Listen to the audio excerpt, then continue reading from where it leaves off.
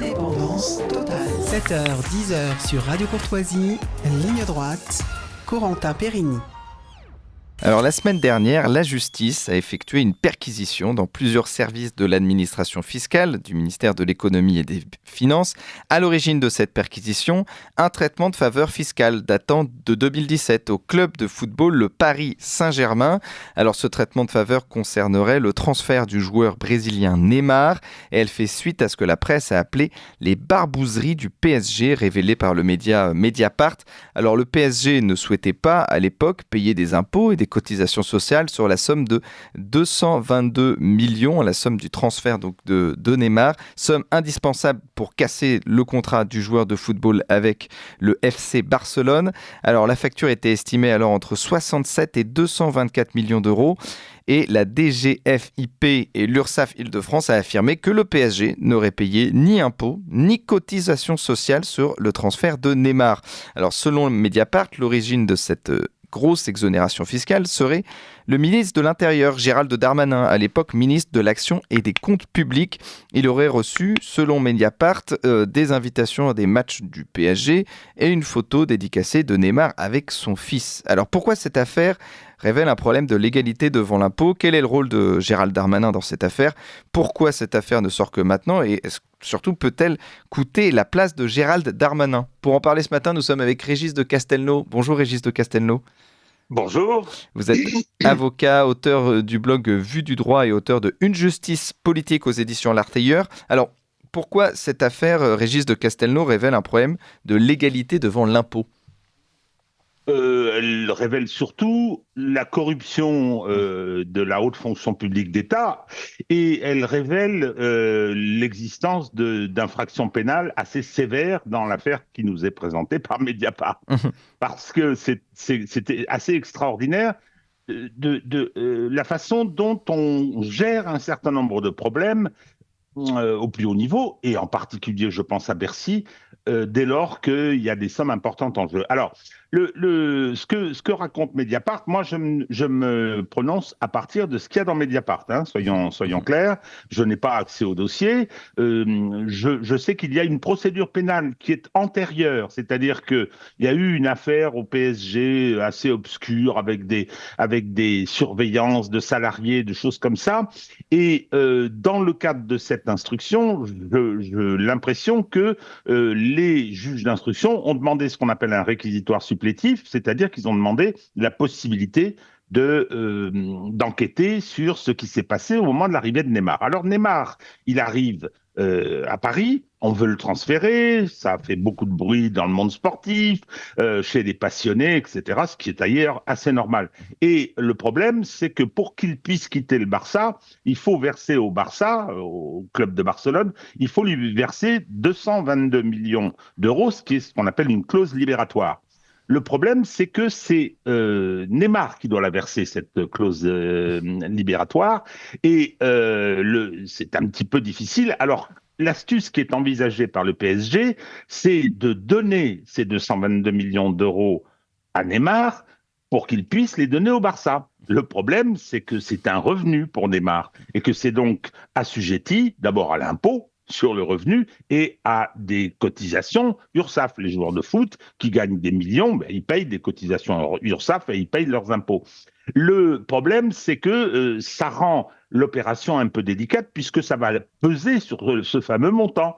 Et on a peur que Neymar ne puisse pas venir.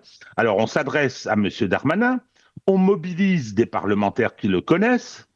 Première infraction, trafic d'influence, parce que ces parlementaires qui sont intervenus auprès de Gérald Darmanin, eh bien, ils ont eu des contreparties, ils ont des places réservées dans les loges, etc. Et même s'il n'y a pas de transfert d'argent, ce que je ne sais pas, même s'il n'y a pas de transfert d'argent, le trafic d'influence, c'est-à-dire qu'on monnaie son influence auprès des décideurs publics, eh bien, cette infraction, elle est constituée. Ensuite, il y a la question de ces impôts et de ses charges sociales. Et il se trouve que dans un cas comme celui-là, il y a déjà des précédents. Il y a une, entre guillemets, jurisprudence de Bercy pour fiscaliser ces dons, le don donné à Neymar, Et l'URSSAF a également des affaires similaires où elle applique des cotisations qui sont bien évidemment, compte tenu de ces montants, très élevés. Eh bien, curieusement, l'administration fiscale va changer sa jurisprudence et l'URSSAF aussi. C'est quand même extraordinaire. C'est quand même extraordinaire. C'est-à-dire qu'il y a des petites notes blanches qui se promènent, qui ont été saisies, semble-t-il, par la justice, des petites notes blanches en disant voilà ce qu'on pourrait faire. Et donc, on fait un montage, on renonce à la perception des impôts, on renonce à la perception des charges sociales et, passé muscade, l'opération peut se réaliser. Neymar peut toucher ses 222 millions d'euros et les rétrocéder ensuite au Barça.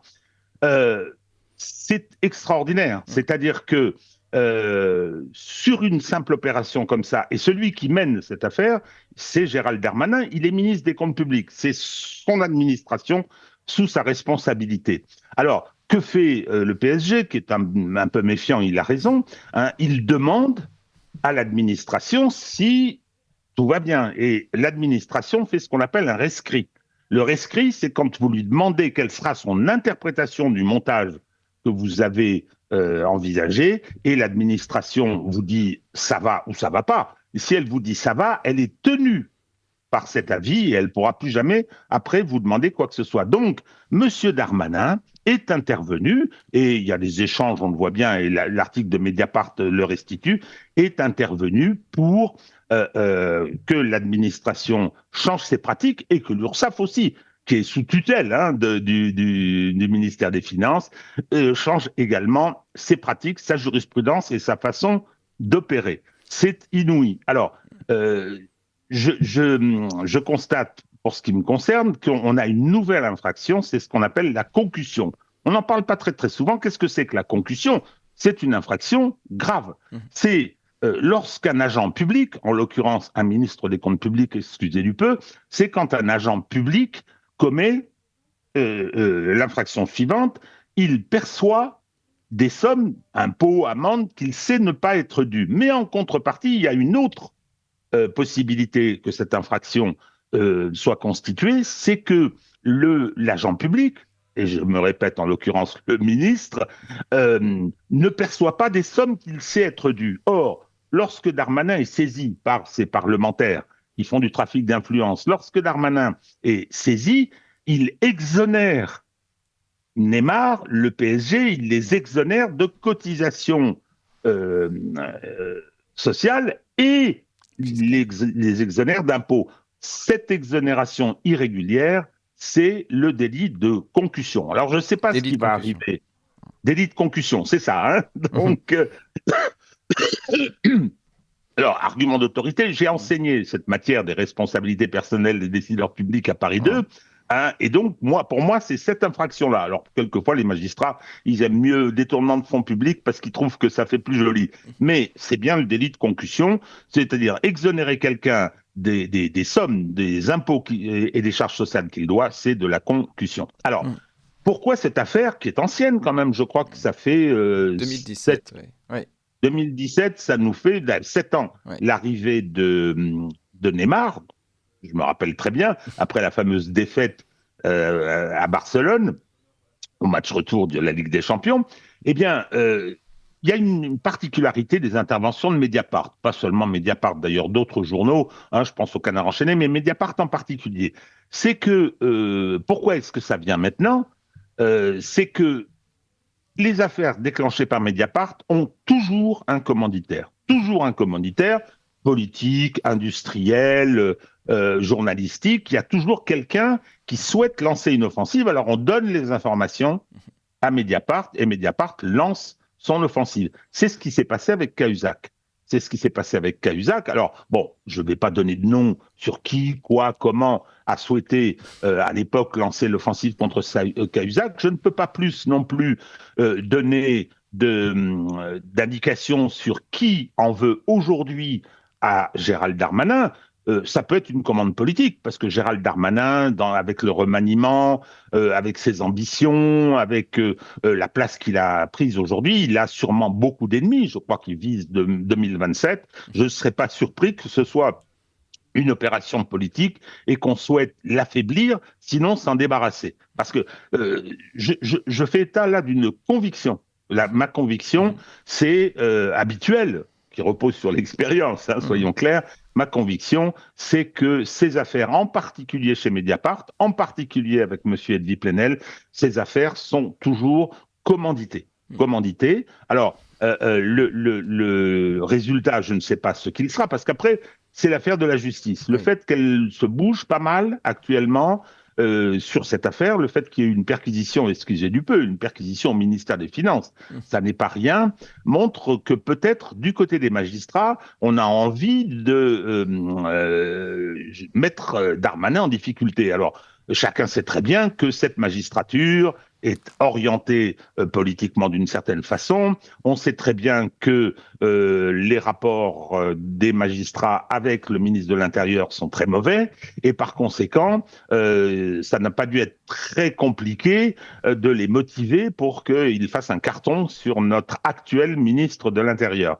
Je n'en serais pas surpris. Alors voilà, Mais alors... je décris une réalité qui est un petit peu particulière, mais c'est malheureusement celle de ce qui se passe au sommet de l'État. Oui, mais alors, Régis de Castelnau, ce qui est quand même bizarre, c'est que est-ce que Gérald Darmanin aurait pris autant de risques seulement pour des invitations au match du PSG et pour une photo dédicacée de Neymar avec son fils? Ça paraît quand même gros là-dessus. Est-ce qu'il n'y a pas quelque chose d'autre? En tout cas, est-ce qu'il n'aurait pas pu recevoir d'autres contreparties, Gérald Darmanin? Alors, des contreparties, je sais pas du tout, des contreparties financières, c'est pas évident et c'est pas facile. Mais si vous voulez, c'est aussi une façon de faire vivre des réseaux, de créer des amitiés, de créer d'avoir des dettes de cette nature. Ah, vous me devez bien un service, etc. C'est un ensemble. Quand vous vous lancez dans une carrière politique, vous avez besoin de ces soutiens, et en particulier autour du football, autour du PSG. Regardez comment Madame Hidalgo est aux petits soins pour le club. Il y a tout cet aspect des choses. Et puis, écoutez, c'est pas rien d'être systématiquement invité, de pouvoir faire donner des invitations à des amis, de pouvoir se créer une cour comme ça, sans qu'il soit nécessaire qu'il y ait eu des contradictions financières importantes. Mais le problème, c'est bien celui de cette désinvolture vis-à-vis du respect de la règle. Je suis ministre, je fais ce que je veux. Je viole la loi, je viole les principes qui font que l'État aurait dû, le contribuable, lui paye ses impôts, l'État aurait dû là aussi percevoir des sommes très importantes, et on dispense de ce versement et on considère que c'est tout à fait possible de le faire en violant, parce que c'est une violation. En violant la loi. En violant la loi. Eh bien, écoutez, merci beaucoup Régis de Castelnau. On continuera évidemment à suivre cette affaire de corruption avec vous. Je rappelle que vous êtes avocat et auteur du blog Vue de droit. Vous êtes auteur de ce livre Une justice politique aux éditions L'Artilleur. Merci à vous et à très vite.